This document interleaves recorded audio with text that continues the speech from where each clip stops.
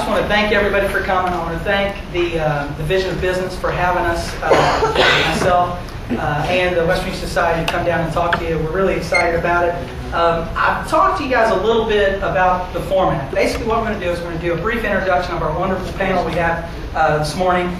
Then we're going to try to answer your questions. I've gotten some questions from Dr. Bogus that students have submitted to her of, what are you guys thinking? What are the issues that are facing you now that you're going to need to come into the world of accounting? So I want to try to answer those. And then also we've filtered some note cards up through the audience as we're doing our introductions. If you could, just pass those down to the front, make sure I can get them, and we'll try to get some of those answered this morning as well. Okay? Again, I guess to start off, I'll introduce my panel briefly. At the end, we've had Larry Ickes, correct? Ickes. He's a self-practitioner in Lewisburg, West Virginia.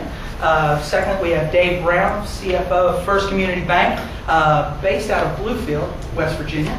And then finally, we have Ashley Meek, who is an associate in the ABS practice, audit practice at Ernst & Young, along with me in Charleston, West Virginia.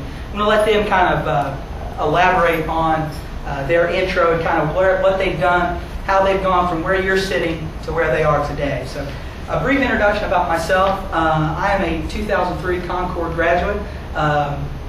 Finished here at Concord in 3 years with a finance and accounting degree. When I left Concord, I chased a young lady. It turned out to work well for me. It's my wife now. To Lexington, Kentucky. Went there and took a job with Mass Mutual Financial Group. Did financial services for about 1.5 to 2 years, and then decided I wanted to get back into accounting. I made the jump to work with a company called Tempur-Pedic International, based out of Lexington, Kentucky. They do the NASA memory foam bedding products kind of thing. So I worked in the Global Consolidations SEC reporting group there, which definitely helped prepare me to come back home. My wife and I got married in May of '07. Decided we wanted to come back home to West Virginia to start our family. I took a job with Ernst & Young, where I am today. I currently work along with Ashley in the assurance business, side of our practice. Most of my clients are in the energy sector. I work with a lot of coal companies, oil and gas, things of that nature. So coal definitely keeps the lights on in the Malcolm household. I'm also involved with several things in the Charleston area. I'm a member of the local chapter of the Society of CPAs, the state chapter, and the national organization, actively involved in church and other community service type of things. And I'm also a member of the advisory board here for the School of Business. One last thing I just want to add is I sat where you guys are sitting. I came from a Division II school, and I just want to tell you that the experiences and the education that I received while I was here at Concord definitely prepared me for the business world and what I had to compete with.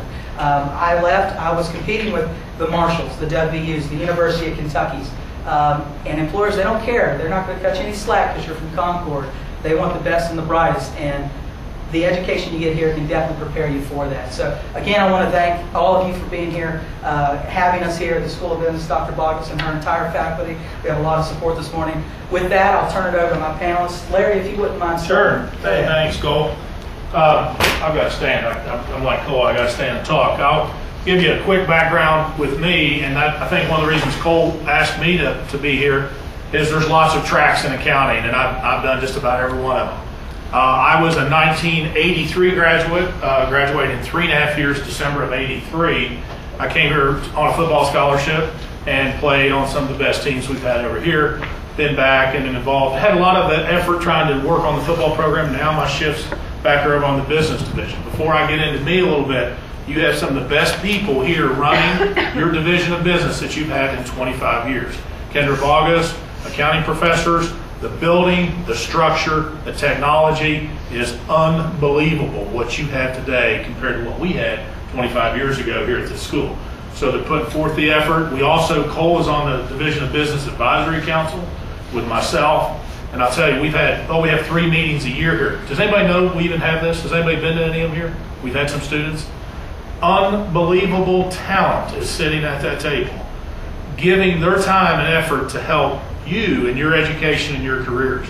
I just go down that list of people, and I'm just stunned at the people that are sitting there. We have people that are retired, partners from PricewaterhouseCoopers coming in here, consulting divisions. We have ex-CEOs of Casio Corporation, International Paper, business people, local bankers that are saying, what can we do to help you, Kendra, guide us?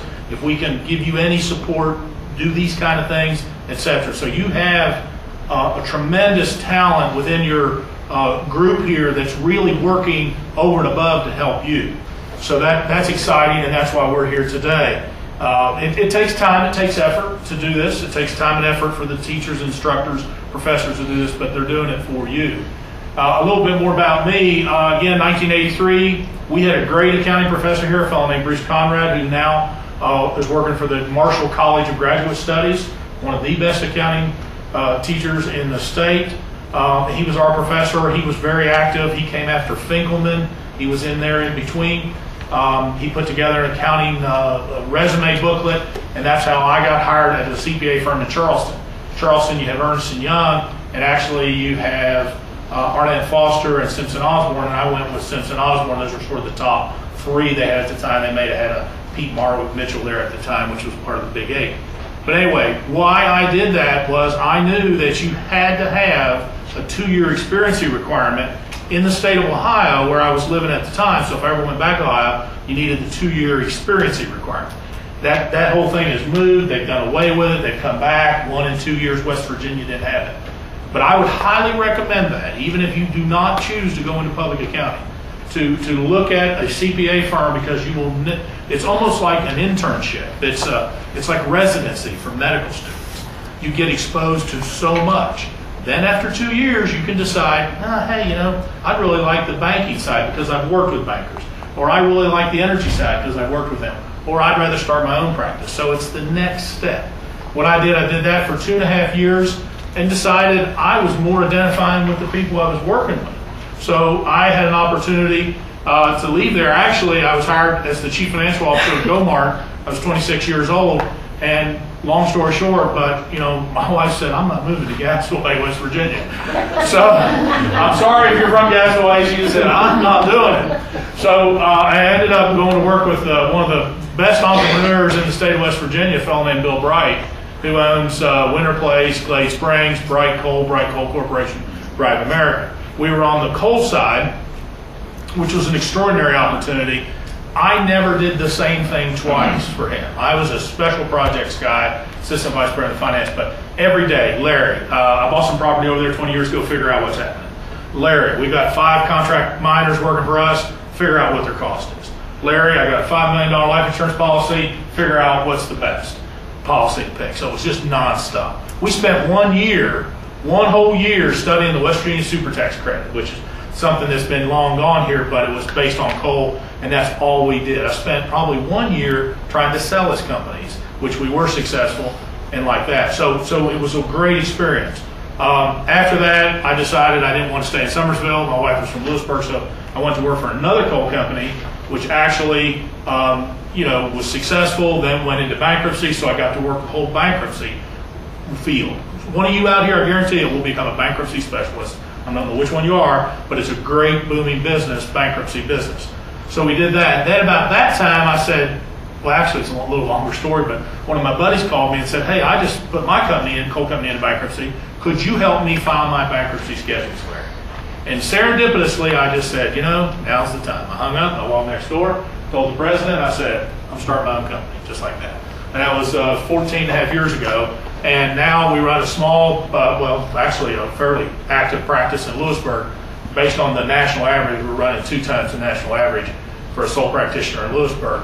The business is out there. And where it comes to me is when I'm working with my clients, they realize that I've run coal companies. I've figured out how to make the cash balance. I have figured out how to hold a train shipment off or how to hold a check out and whatever. So we're not just sitting back filling out their forms for them. We're actually helping them run their company. So we get a big draw that way. And so there's sort of how, school to CPA firm to coal to entrepreneurs to coal companies back to my own thing. So you will go 4 or 5 job careers or career changes in your thing, and that's what I think it shows you. I've got a lot of interest in helping you guys figure out what's out there. and I'm over my time limit. I can see my light bleeping over here. But in the next 10 years, there's going to lose 50% of all CPAs in America. AICPA is tracking this. 10 years, half of us are gone. We're either quitting, retiring, dying, whatever. There's a tremendous demand. No kidding, there's a tremendous demand for you guys. Ever heard of. Prices are going through the roof. Starting salaries are going through the roof. So it's out there. Technology, I see probably disproportionate females in the room. That's what's happening. There's more females taking and passing the test today than before. And it's a great business for females. Why? Maybe you have children. Maybe you don't want to work 3,000 hours a year. You can work at home with technology today, computers, email, off-site location. So it's a tremendous business. There's a tremendous flexibility and tremendous income potential. We're running these companies out here today. If you get into the coal companies that Cole's talking about, I guarantee it, the president of Arch Coal is an accountant, the president of these companies are accountants. They're accounting by training. They've switched off and went into CFO of banking. Lots of bank presidents are CPAs. So it is the entry into the business world. I'll let you guys go. Thanks, Larry.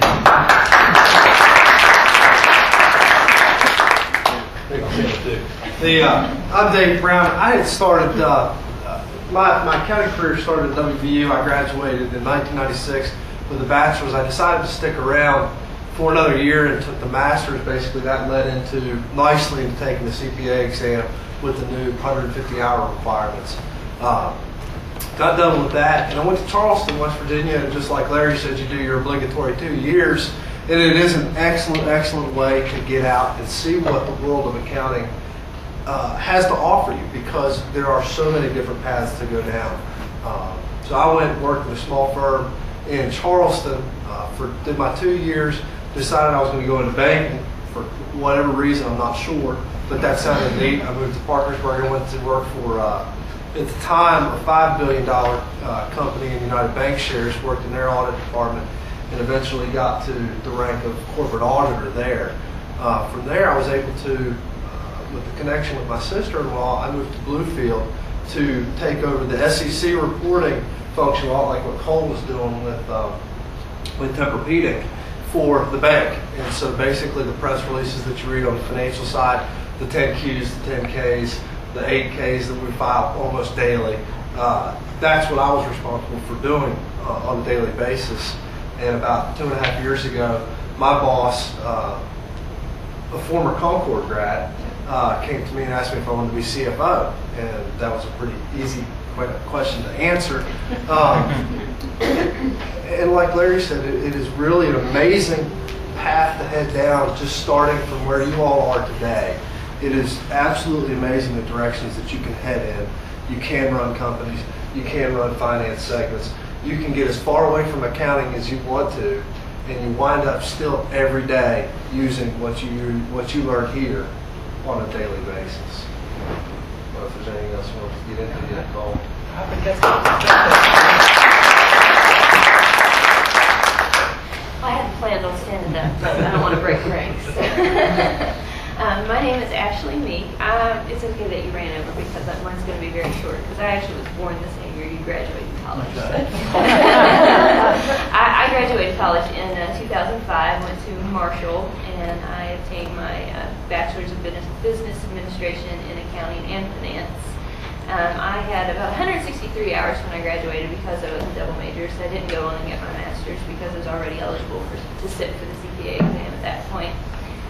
So I took a job with Ernst Young in Charleston, and I've been there ever since. I really like it. I think it's a great learning experience, and learned a lot in the almost 4 years that I've been there. Like Larry, I haven't done the same thing every day over and over again. It changes a lot. I work on 2 banks that are both report to the SEC, and then GoMart actually, which doesn't, but it's still a lot of fun. And I'm a member of the West Virginia Society of CPAs and attend their meetings. I'm not actually on the advisory board because I think you have to be a little bit older. But I think accounting is such a great profession. there's just so many things you can do, as you've heard from Larry and Dave here. Hopefully I can answer some of your questions about the CPA exam and public accounting, and hopefully I can tell you a little bit more about the different fields. But so I hope you enjoy what we have to say. I'm going to turn it over to Cole. Thank you, ma'am. I've heard great things about Gasoline. I've never been there. It's a lovely town. Lovely town. Do we have any questions yet? Anybody had any cards? I don't see a big stack down here. Anybody? All right. Well, I've got a couple. So be thinking about them, and that way we can fill up our time. We definitely want to make get the most out of having this wonderful panel with us. To start off, the question that was posed: what is it like to work in industry? And panelists, I'll let if a couple of you want to make a comment on it, or just one person wants to take the reins, don't be bashful. What is it like to work in industry? Industry is, there's definitely differences between working in public and in industry. Industry, you become very focused on generally the one business that you're in. Mine in particular is banking, and in particular the finance and accounting arenas. So you get to, I guess the good of it is that you get to focus on the area that you're in, where if you're in public, you're basically out of a client location generally 6 days a week, and probably working on that Sunday as well. At least I have the luxury of, I do get to stay in my office or work from my home and work at the same company, doing effectively trying to hit the same goal for the same company day in and day out. But it really, it poses, at the same time, it poses a whole lot of new challenges, because trying to run and manage a $2 billion bank through especially today's environment is something that I certainly never thought I'd get to do as an accounting major coming out of WVU. And it's really just that you get to focus on a certain set of problems, and you get to be really good at that niche.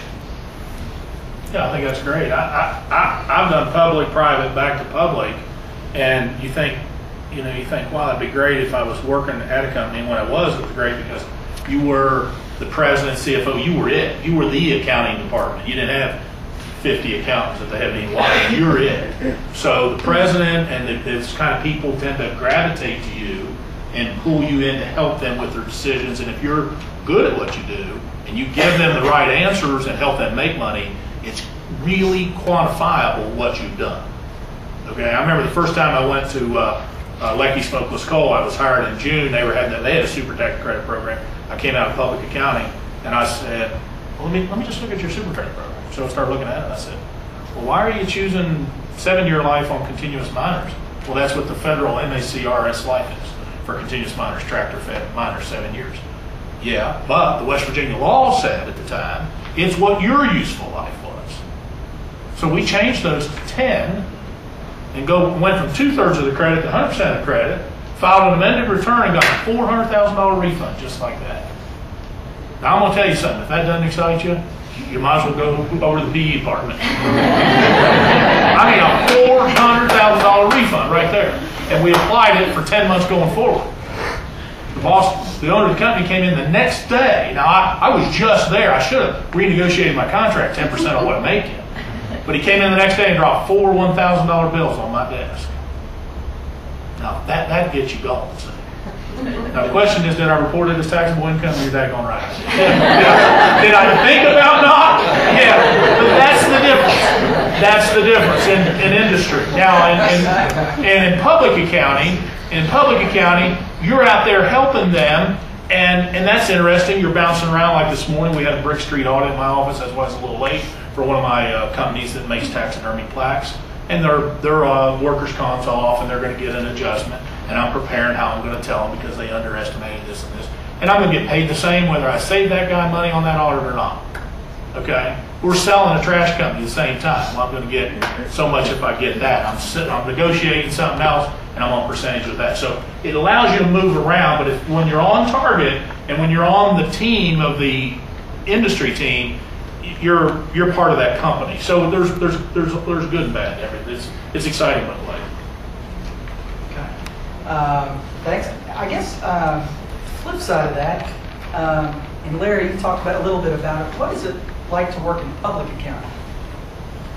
To any of the panelists. Okay. Well, I'll just tell you about public accounting. I thought it was okay. The first time you go, you'll, at least in my opinion, and everybody will probably share on this, you're just overwhelmed because you're the new guy on the block and there's people there that have been in different ranks, years of doing this. You're trying to study for the CPA exam. You're trying to work. You're trying to learn how to work. And you're like the rookie. You know, if you've ever played any sports, you're the rookie.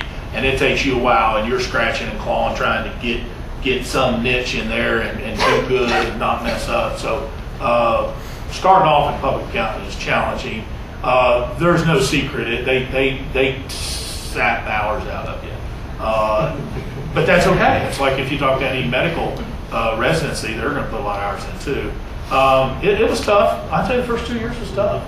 I remember the first time I walked home after tax season, I lived downtown Charleston. I said, I'll get my 2 years and I'll never, ever do this again. It was in 1985. Now, 15 years later, I run this business, you know. So don't let that first initial reaction scare you away. But it's tough. I'd have to agree. I mean, I wish somebody would have told me as I was coming out of school that you put in a lot of hours, and Ashley and Cole attest to that as well. I mean, it is not hard to come up with 2,500 charge hours. Chargeable hours, that's right. Never mind what you don't charge and what you can't charge. Y'all know the difference between chargeable? You know what he means by that? Chargeable hours. That's hours you're working on a client that they can sell your time for. That's not hours at the job. Yeah, that's chargeable. Yeah, then don't worry about travel. Don't worry about just going downstairs to get a cup of coffee. It is very hard work, and at the same time, it's very rewarding because probably if you do go into public right out, the first thing that'll happen is they hand you an audit file, and I guess today it's on a computer, on a disk. But whenever I started, it was in a legal, literally a manila legal file, and they said, "This is last year's audit. Go and do it again this year." And you kind of say, okay. And I'll be very honest with you that despite how difficult that can be, and as daunting as a task as that seems, that's actually the best way to get in there and learn, and you will probably learn more from that first 2 years of public accounting. No matter what track you head down, that you will learn so much from it that you may not like looking back to it, but you will look back to it very often. Absolutely. Yeah, they're absolutely right. The first year of public accounting can be very, very overwhelming. I remember coming out of college, and I did really well. I graduated with a 4.0, and I started at Ernst & Young. And that learning curve is just unbelievably steep. And the first few months on the job, I remember thinking, I am such an idiot. How did I ever graduate?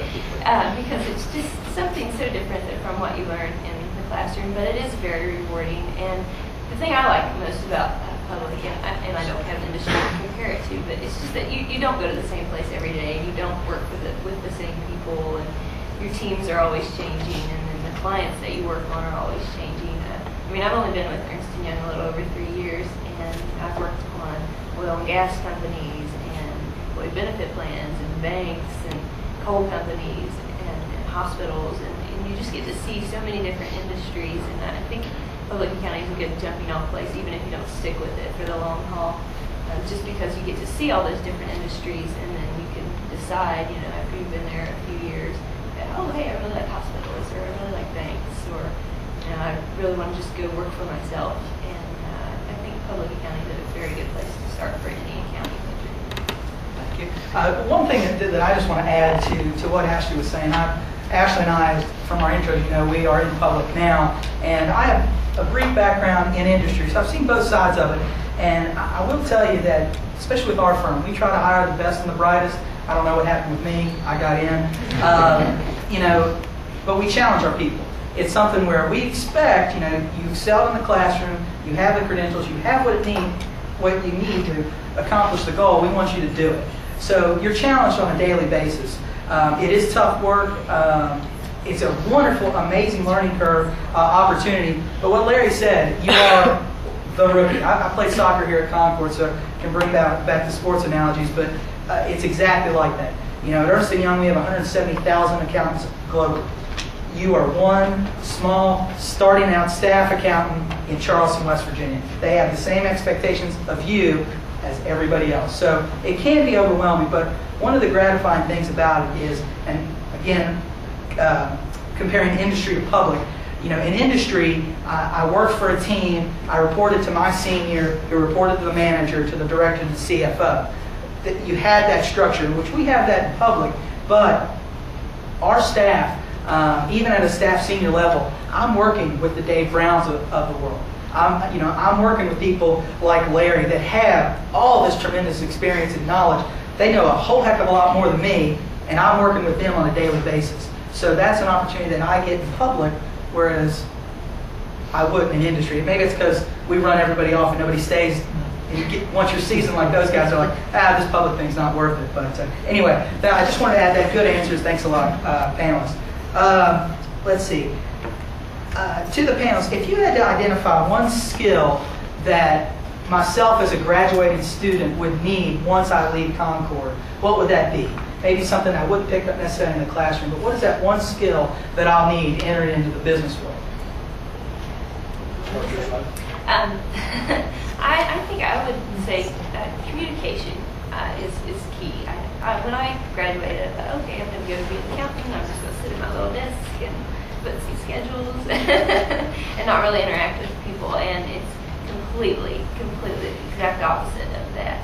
You go and you talk to CFOs and accounting clerks and controllers, and you have to be able to communicate with those people. And when they give you some kind of schedule that you can, stare at, but if something's wrong and you don't know what in the world's going on, you don't know why they've made this entry, you have to go and be able to get them to explain that to you, and without making them feel like they're an idiot, which can be difficult at times because you don't understand. They make these entries every day, and you've only seen it once, and so, what are you doing? And I think that's a very critical skill. The math, the accounting, knowing your FASBs and all that, that's important, but I think communication is really one of the skills that maybe you don't really work so much on in your accounting classes, but it's something you need to take with you when you start the job. Yeah, I think certainly and I don't know if it's a skill as just much of as an internal characteristic, is really just the drive to go out and do good work, do hard work, and be the best at what you're doing today. And I'll echo Ashley's comment on the communication. It's pay attention in your business lit or business writing 101. It is incredible in all of my roles to see. It's so frustrating to see people that can't even write a simple paragraph or two into a memo, and that communication, oral or written or verbal, is so important that it's just, you don't think about it, but when it doesn't happen, it's very noticeable. Boy, it's two great answers. Everything they're saying is accurate. I'll add a few onto it. It's communications. We had, I remember Dr. Berger was our speech teacher, and giving speeches was so important because that's what Cole just did. I mean, he stood right up here, things like that. That's important. Communication, written, verbal, oral, email communications. Ugh. See these emails come in and just no spell checks and all this, and that thing can be attached and attached and attached and end up, and then somebody digs down and reads 4 chains down in and sees something you've written. It's just atrocious. Communications, I suspect we're doing that and emphasizing that in the classes, not just in the business. I think the liberal arts education, I'm a real believer of that. Dr. Aloya's talked about that with us in our council's meetings, is extraordinary. You're going to be technically competent, or else you wouldn't have got out of here. That's one piece of it. The second piece is you've got to be interesting. You have to be likable to your clients, to your coworkers, to your peers. I forget the movie, I was seeing it the other day in our house, we were watching it, where they get married and they win a jackpot. Who's in that movie? It's about Vegas. And you remember that, where they take the guy to the board meeting and he starts cracking jokes about this. Well, they promote this girl because she's likable and funny, but that's a little exaggeration. But you've got to be likable. You've got to be able to communicate, get along. You have to have other interests. You can be technically competent in accounting, and you're going to be bored. They're going to push you in the back. You've got to be interested, engage yourself, continuing education, learning experiences. I don't know if we talk about if your teachers are promoting that much here, but you get into some stuff Zig Ziglar tapes on self-help, see at the top, over the top. Has anybody ever heard of Zig Ziglar in here? Let me just see a show of hands. Okay, good. Has anybody ever heard of Brian Tracy? Please write that name down. Brian Tracy. He has got the most fantastic series out on luck, L-U-C-K. Do you believe there is such thing as luck? You create luck. It's serendipitously. He goes through like an 8-tape series about luck. Norman Vincent Peale on the science of successful people. They study successful people. Dale Carnegie, all these guys. So when you get finished here with your technical background, continue on with that. Read, study, learn. Anybody here read Forbes magazine? Okay. Came out, a great article yesterday. Capitalism is going to save us all. We know what's going to happen today, but capitalism ultimately will save us all. So read, write, listen, read tapes, be interested, be involved, be able to communicate with your clients. As Ashley was saying, you're sitting down talking to these people. If you come in and with some big technical, I'm the best accountant, you're going to turn off that accounting clerk that you're working with an audit on, and it's going to make for a rough day. You walk in and say something like, "Man, those Phillies, I love them." You see she's got some Philly stuff on her desk, whatever. So you've got to create an atmosphere to be successful, to take your competency and become successful. All right, thanks. And to follow up on that, I know this is kind of a cop-out, but communication is huge. I'll put two ladies on the spot. Miss Monk in career services, she'll tell you, all your professors will tell you that when you're going out, you're looking for that job, when you're in the road that Ashley and I just went down, you got to sell yourself. They know you got the skill set, they know you got the grades. What's going to set you apart? Well, if I'm sitting down and having lunch with this young lady, what is going to make her memorable to me? Why am I going to want to hire her? So you definitely have to sell yourself. One other person about communication I wanted to mention, she'll probably get mad, but Dr. Robinette, do you still teach business communications here? I was in her class, and I tell you, I would sit down and have these assignments, and she'd tell us, this is how you should do an email, this is how you do a resume, watch your white space. And I'm like, lady, this is the most worthless thing I've ever gone through in my life. Why are you wasting my time? But I tell you, I preach to you now, that is some of the best knowledge that I picked up.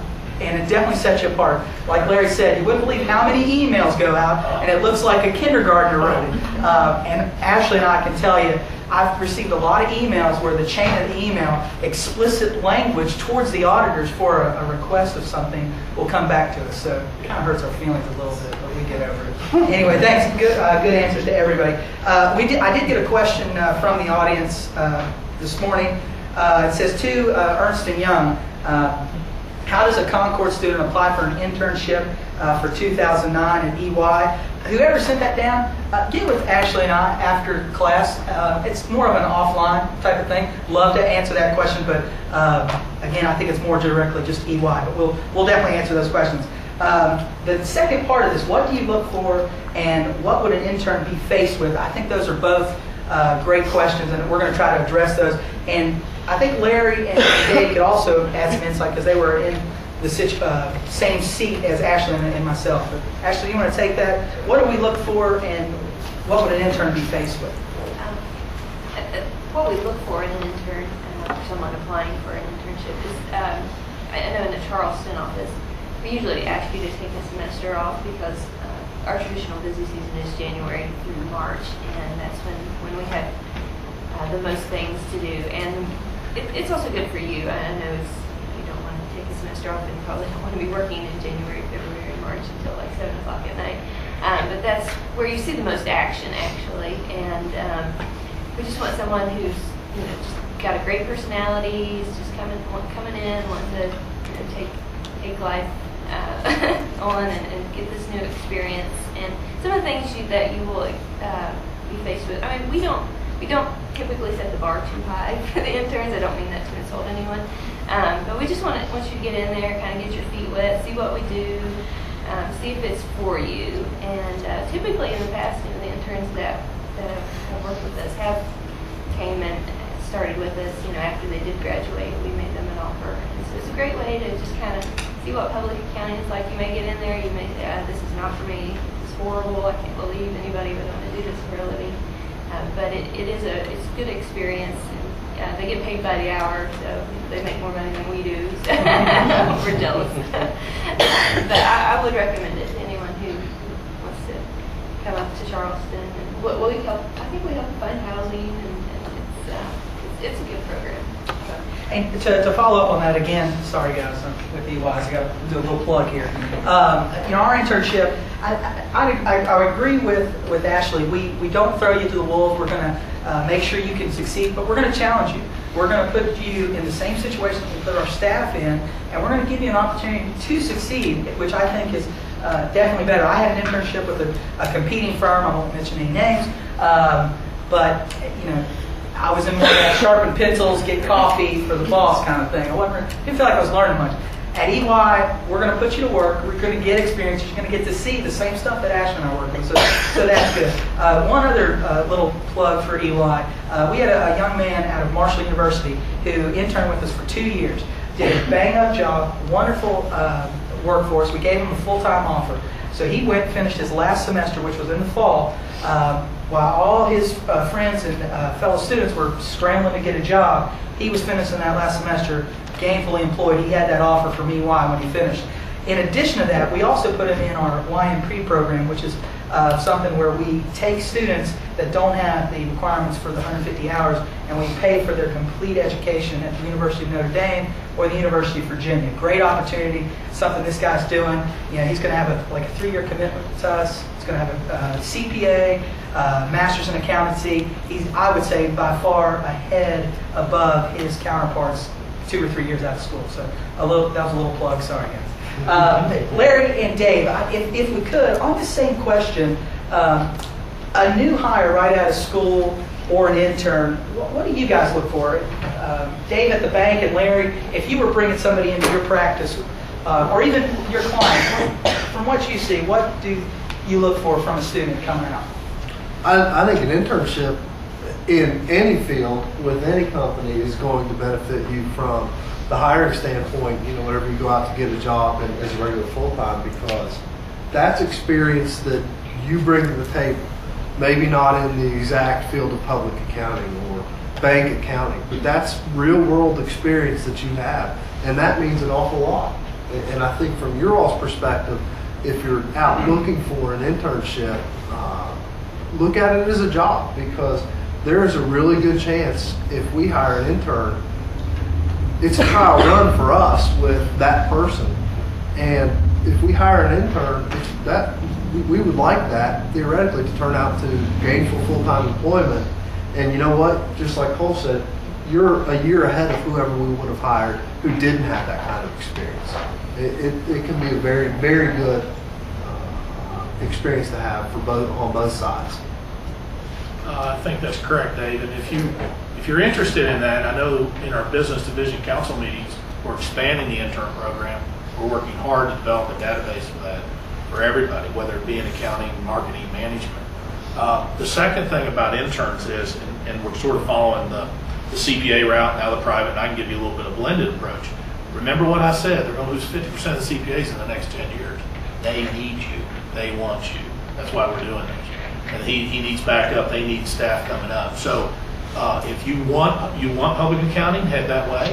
If you're wanting more industry, walk in, knock on the door, call, schedule a meeting with Dave, and say, hey, you're in Bluefield or Princeton or whatever in Prince, Mercer County area. Walk in, lay his resume, and say, I'd really like to work here because maybe my husband or wife is working here and I know I'm going to stay here. So E&Y is in Charleston. So you can use that also to tailor where you may want to work. I've hired a young guy that's probably going to be with me 3 years now. His wife's a medical student in Lewisburg, and at the end of that 3-year period, that moves me to where I'm ready to find my replacement. I'm ready. And so if somebody knocked on my door and I felt they were qualified, capable, and was equal to what I like to do in my business, we're looking for our succession plan. We're looking for our exit strategy. I can tell you a handful of guys like me are looking for somebody to come on board, work and do well, and say, hey, in the first 5 years, if you stay here, in 5 years, I'll give you 25% of my business.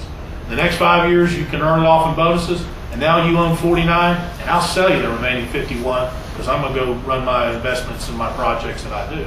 So we're looking for the replacements. Remember what I said, 50% are going to be gone in 10 years. All right, sounds good. Another question to the panel. What are accountants like? I like them. Yeah. Yeah, there is that stereotype that we're boring and pencil pushers and never get away from our desk or look up from our computer. But actually, I've met some of the most interesting people in my life through accounting and in our profession. I mean, we have people at Ernst & Young who run marathons and are involved in plays and the arts. I myself, I swim and I take ballet and tap classes. So I feel like we're rounded people. During busy season, we typically do work a lot and don't have much of a social life. But the people that work at Ernst & Young, they were college students. They went out and partied. They're fun people. We're not just the pocket protector wearing the glasses, bun hair style anymore. I think we're fun, happy people. I'm sure you will find some of the stereotypicals out there, but I think that's true of just about any profession. Anybody. I mean, it's really that. Anybody can be an accountant. You walk up on the street, and generally they're not going to be the loud, raucous type, but you never know. I think anybody that you meet on the street can be an accountant. Absolutely. They're running businesses today. They're out there everywhere. They're doing everything. The best combination is you can take accounting and cook a law degree up with. They're the ones that are running a lot of nonprofits today, but it's everywhere. It's wide open. Well, to follow up on what Larry had said, that a lot of accountants are running our country. A lot of people take that accounting background, and they're not necessarily in public or even a CPA. They're just a lot of people have that accounting background, and it's given them the foundation to run these businesses, be CFOs, run their own practice and whatnot. So I think that was the message the Western Society wanted to promote, is that the possibilities, and this is cliche, but are really endless in the field of accounting. It's something that can be very rewarding, both financially, professionally. You can do pretty much anything you want with it. You probably can't become a doctor or operator or anybody, but outside of that, there are a lot of opportunities there. Panelists, I'd like to move to the last question. Or did you have something? Yeah, I think if you look out today in the world of politics and the general business environment that's out there today, who's probably the foremost, most important person out there today? It's somebody who probably graduated with an accounting finance degree, went up through the ranks at Goldman Sachs, became CEO, and is now Treasury Secretary. That's probably the most important job, the most important face that you see today, at least for the next few months. And Cole, you can operate on somebody, but I know a lot of my doctor clients, the best doctor physician clients are ones that have gone back, got an MBA, got an accounting degree, because they can't read their financials, and they don't understand about recovery and write-offs and patients per day and average charge and taxes. There are some of the best physicians in Lewisburg. I can walk through the town and go bam, bam, bam. And they've got a background in accounting. Their wives were, their father-in-laws. They went back to school. It's all about managing the numbers. Running a business, knowing how that goes. All great comments. One last. This will be our last question to the panelists, and I'd like if everybody could answer. I'm a junior senior here at Concord. What one piece of advice can you give me for now and the next 2 to 5 years?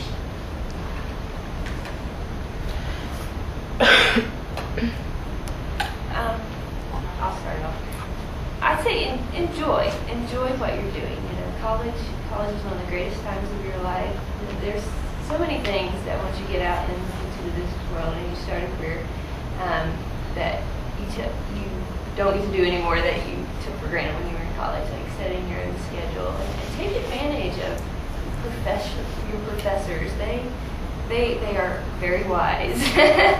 I know when I started interviewing when I was a junior, senior, started interviewing to start my career, I talked to all my professors about like different job opportunities and whether I should go on and get my master's or go on to law school or something like that. And they give me some of the best advice.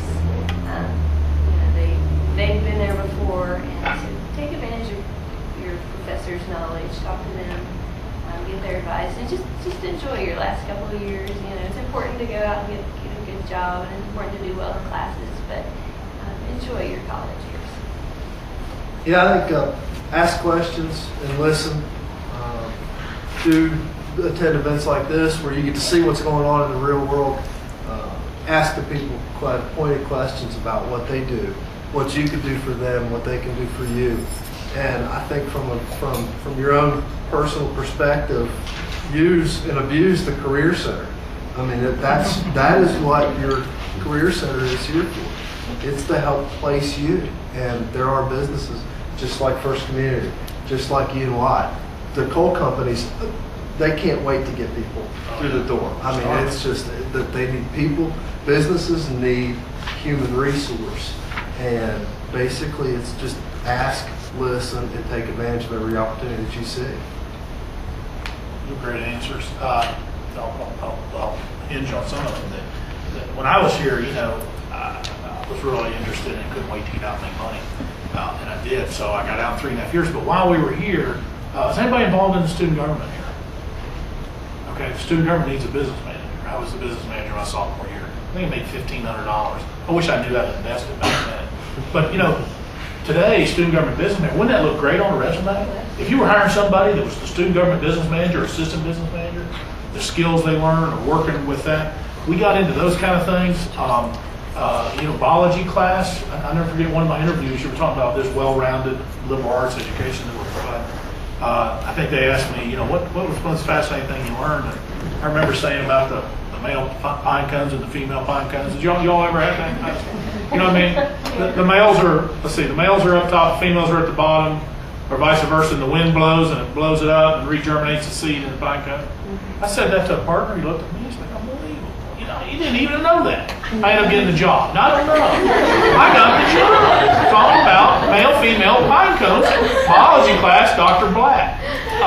You were talking about your professors. Do you remember Dr. Minnick here? Does anybody remember Minnick? He was an economics professor. He died about 2 years ago.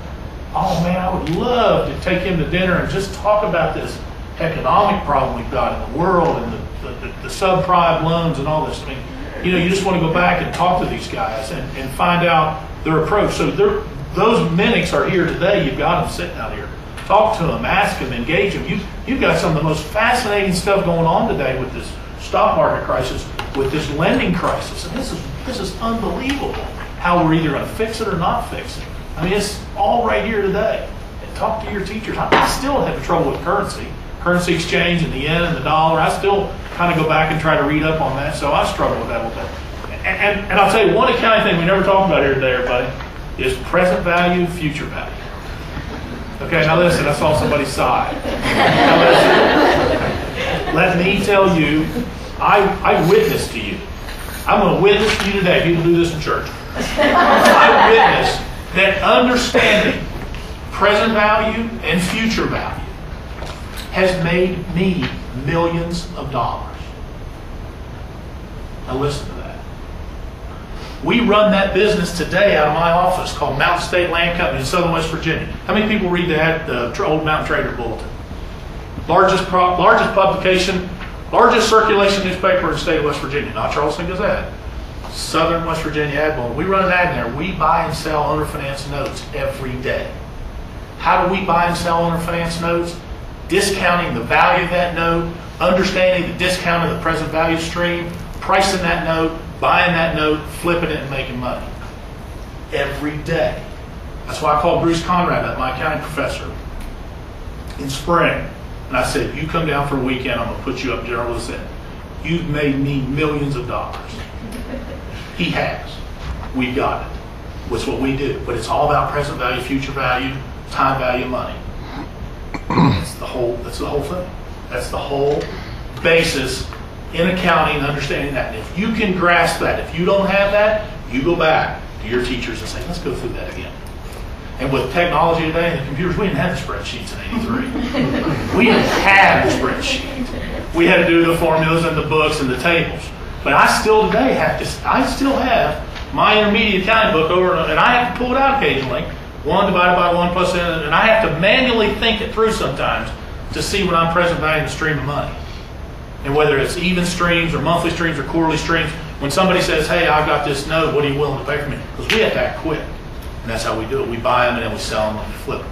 But present value of money, it's it. I would agree. It's it. It is Present value, future what I value. do. My business is lending money. That's right. We have to understand what the present value of that dollar is worth today.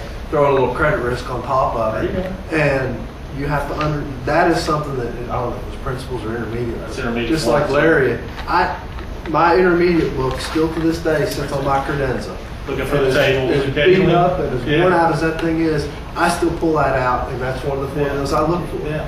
Even though it's all in spreadsheets in Excel, occasionally you have to kind of think that through a little bit. You get the discount factor. You know, I had a guy call me up. He had $360,000 of owner-financed notes in Clay County. I used to own part of the company, sold it to him, bought it back. He was going in the ministry business, wanted to sell $360,000 of owner-financed notes. It was about 30 of them, ranging from 8 to 10 to 12. I still got them. I had to make a decision by Monday. Man, that was a big spreadsheet, no present value. I call him back and said, I don't really want them. He said, oh, come on, you need to buy them. I offered him $168,000. Bam, he sold it. There's like a couple $100,000 profit right there. But if I didn't understand that, and understand credit risk, because of owner finance notes, and if you're owner finance notes, what's that tell you right away? It's bad credit, but so you price that in. But we repossessed some, sold some, made money, put it all back to present value. We do it every day. Every day. So, we kind of go off a little bit there. But continuing education, but understand that fundamental, present value, future value. The two best friends you have are compound interest and time. I wish we had a chart. Two best friends you have, compound interest and time. I wish I had a chart. We put seminars on the Greenberg Hotel and the Homestead. They invite me over on the holidays. I get a free weekend out of it. And all I got to do is stand there for an hour and talk about, now I put up a slide on the wall, and I call it the triplets. Have you seen that one where we take the 3 girls, the 3 triplets? This one puts in $2,000 a year for 10 years starting at age 15 or something. And this one says, oh, I don't want to do that. I'm going to live my life. I'm going to put in $20,000 for this year. And this one says, oh, I'm not going to do that. I'm going to travel around the world. I'm going to put $100,000 in for the next 10. That one puts in the least and has the most. Time, value, money, present value. It's unbelievable. So never forget that. All right, well, thank you to the panelists. Everybody, that kind of wraps up our symposium. I just want to, again, some small thanks. We have a wonderful panelists that we brought here today. These are all very successful, accredited professionals that took time out of their schedule to be here with us. If we could, definitely give it up.